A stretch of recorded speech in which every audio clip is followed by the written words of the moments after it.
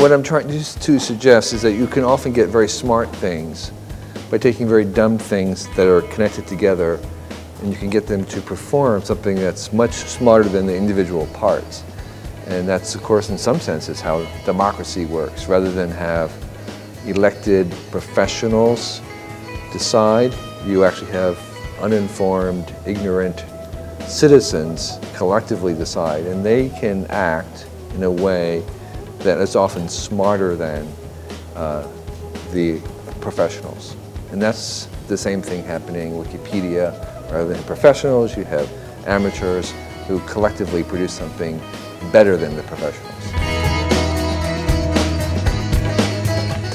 The decentralized approach to problems is really fantastically powerful. It can be used to create digital goods, it can create even steer large mechanical systems, and we can also run corporations in that same way, in the sense that you could have your customers producing content. That's the whole drive to user-generated content, was that instead of having staff produce the content, you actually had your customers collectively linked together in this new way using communication tool.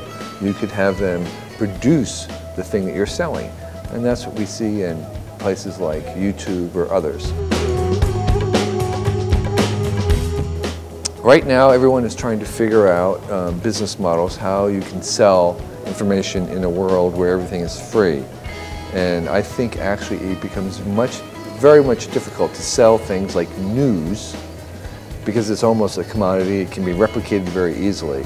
I think what we're moving to is an era when we sell the context of news rather than the news itself. I think news is something that can be copied easily, becomes not very expensive. What becomes expensive is the perspective, the context, the way of linking things together. And I think places like Bloomberg and other financial information organizations will be selling a deeper view of the news rather than the news itself.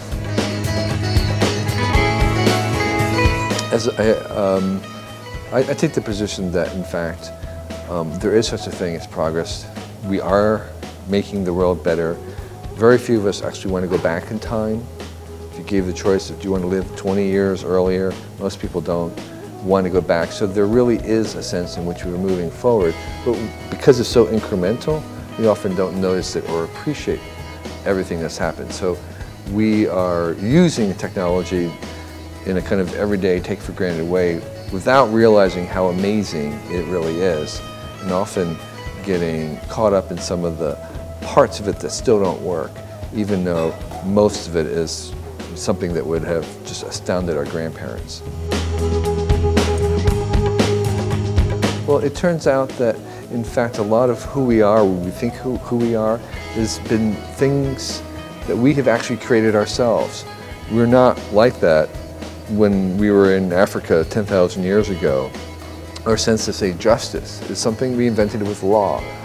A lot of what we think of as humanity is really something that we have created.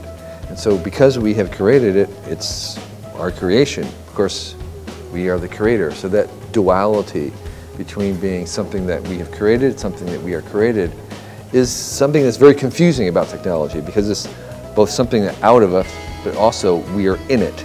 And I think that is the reason why technology is very hard for us to understand, because it is both something we have created and has created us. So my new book called What Technology Wants is available on Kindle and is available as a hardcover book.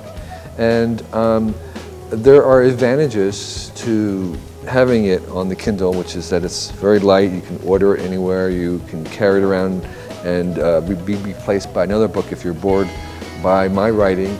The advantages of the hardcover book is that it will never run out of batteries. It'll be still readable in 200 years when Kindle books will not be readable. It'll work even if it gets wet.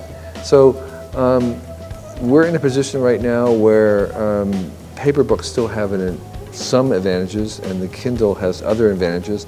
And my suggestion is everybody buys both. Because I visited India 35 years ago, and this is the first time I've been back in 35 years.